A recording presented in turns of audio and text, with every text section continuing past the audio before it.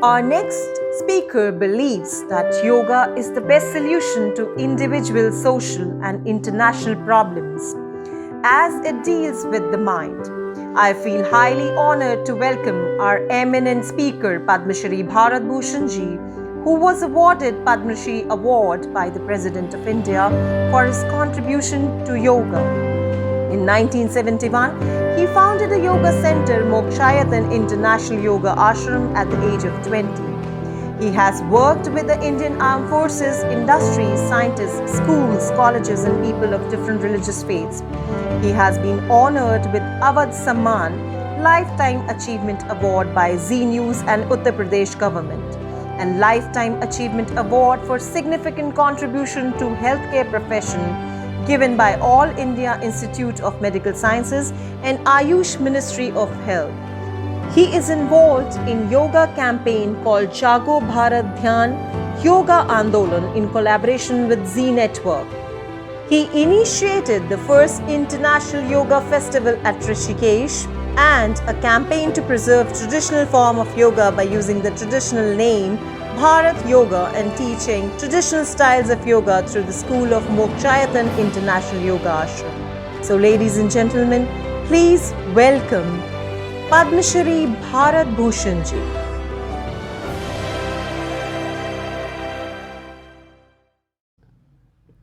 Brahmacharya aligning to higher principles of life. I'm congratulating not only for selecting a theme, but I could peep into the spirit of this organization that they truly want to establish the original and genuine introduction of yoga, or rather say genuine picture of yoga in front of today's world. Especially today, when we do not speak of ethics, we have forgotten to speak about the principles of yogic science. We have minimized and reduced the aim of yoga only to physical well-being. Spirituality has disappeared somewhere, and it is becoming so popular with regard to treatment of diseases and with regard to physical fitness and beauty, that we have no thirst for understanding and following the science of yoga as a whole. In true sense, yoga is not just a exercise system for physical well-being, because when we look at things with yogic view, we find that even the systems confined to physical well-being, may it be exercise, may it be medicine, may it be different arts, they have their very limited approach, because they can't cure the problem in totality, because they miss the human consciousness somewhere. Body treatment can never solve the ultimate purpose, but we have to treat the personality as a whole. With this view only, this concept of brahmacharya has taken place in yogic system. At least this effort of united consciousness will attract people towards the fact that yoga is not only exercise, physical or respiratory. I'm not calling it pranayama, because very less people know about what pranayama is, because pranayama has least to do with breathing. It takes breathing as a tool, but the goal is somewhere in the inner self, that we have to expand the pranic power of an individual or the yoga seeker. Same way, we can't build a strong structure of a building without proper foundation. If we don't have proper foundation, then we can't build 20-story and 30-story buildings, because they will fall down. Same way, the basic principles of yoga are the foundation of yogic lifestyle. And these foundations not only give us a fit body or a fit life, we call it yoga kshema for an individual, but yoga kshema for entire humanity. Because these principles touch the family, the society, and even the universe. Because when you speak of yoga, yoga is not only for a certain group or country or a species, but it is universal. The name of your organization is also Universal Consciousness. Individual consciousness, when it is enlarged, or rather say expanded, it spreads its dimensions. And once we are in this body, so we are individual energy or individual consciousness. But when it is spread, then outside this body is cosmos. So when we take the universe as one family, Vasudhaiva Kutumbakam, or even Yatra Vishwam Bhavatyeka Needam, then we see that universal consciousness is there. We put water in a clay pot. This is the water of a clay pot. Even if we put it in the vast ocean, the water will continue to be the water of a clay pot. But when the clay pot is broken, then outer water and internal water mix together, they join together, and the water of the clay pot becomes the water of the ocean. Same thing is with united consciousness. So, for reaching up to that level, or understanding the lifestyle that lead us to that level, we have to follow certain principles. These principles are well defined in yoga science as 5 yamas and 5 niyamas. And this brahmacharya is the foundation of this building of a yogi. Because when a man becomes yogi or a woman becomes yogini, then celibacy or brahmacharya is the basic requirement for this. We can seek the maximum benefits of this science if we are following the principles of brahmacharya. The 5 basic principles defined as yamas are ahimsa, satya, asteya, brahmacharya, aparigraha, yamaha. This is not I am speaking, but this is what Patanjali is speaking. Patanjali has given you the science of yoga as first text of yoga, authenticated text. So, ahimsa is non-violence. These 5 principles of yama are very broad subjects. They cover an entire human life. What is non-violence? I can speak for hours together on this particular subject. But simply, we may understand like this, that non-violence is be non-violent to yourself and non-violent to others, even to the nature. Don't kill, but love. This is non-violence. Satya, truth. We should be brave enough. We should be fair enough.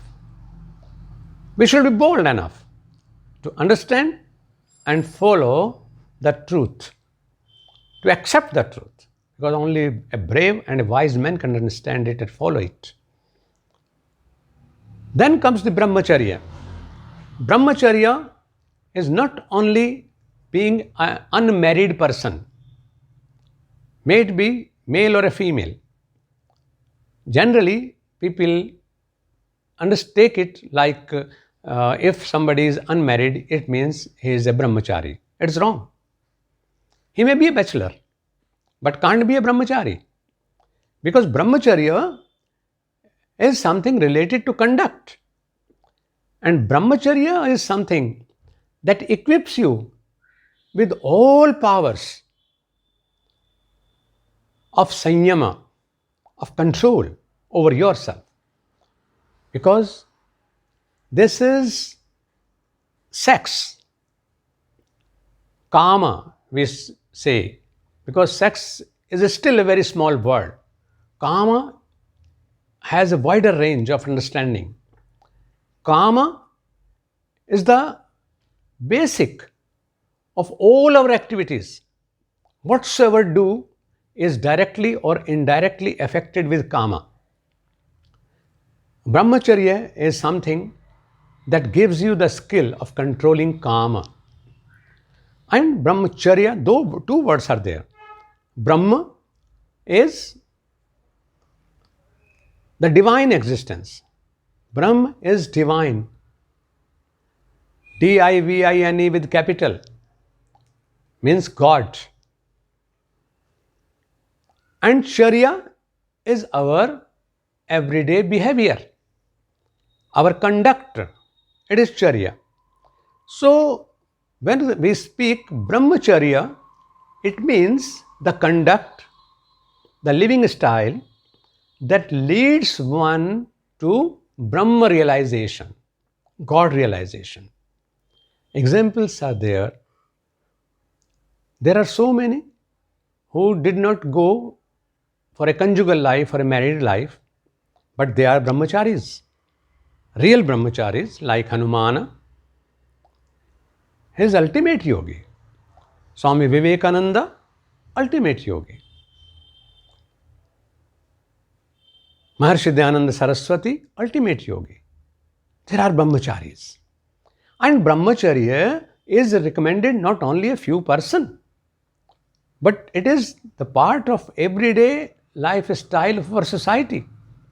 All people in Indian culture, in Indian system of life, in Indian system of ethical life are bound, or rather say it is compulsory, mandatory for all to remain brahmachari at least up to 25 years of age.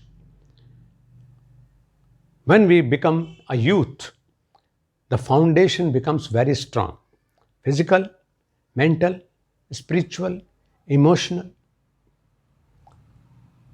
So, a level is maintained for making a better humanity. Even if they go into Grahastha ashrama, after completing Brahmacharya ashrama, they will perform a wonderful Grahastha ashram duty. And then it continues like that to Vanaprastha and Sannyas even. But Brahmacharya is celibacy, and for a yogi,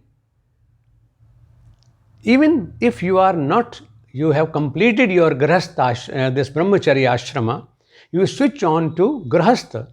So many yogis are there, starting from Yogiraj, Lord Shiva, and down to modern age. I am sitting in front of you. I am a Grahastha, but still I am following the principles of Brahmacharya that adds me excellence. It adds excellence to my life, excellence to my work, and excellence to my approach towards life. In between, you must have seen so many, you must have heard of so many. Lord Krishna, Yogeshwara Krishna, Guru Nanak Deva, Saint Kabir,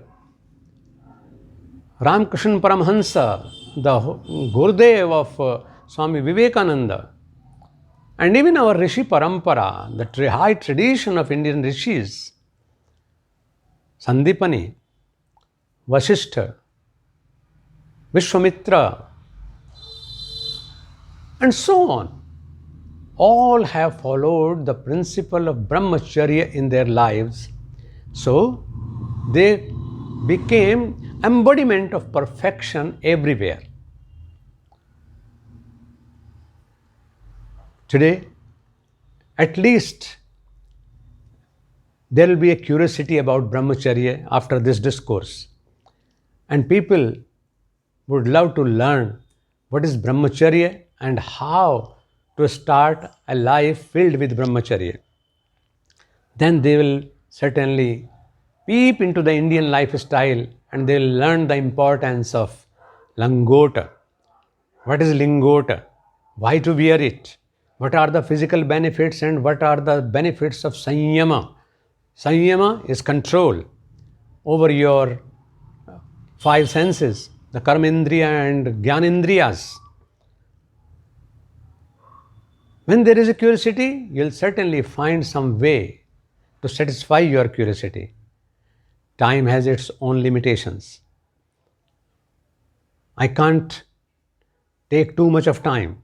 Still, I would love to appreciate this organization for the vision they are blessed with, that people should know something about brahmacharya, about the significance of brahmacharya, about the relationship of brahmacharya with rest of the yogic discipline, about its importance in becoming a perfect yogi, and then certainly people would love to follow the principles of brahmacharya for the successful life in society, or rather say in worldly life, or the successful life as a yoga seeker and a yogi.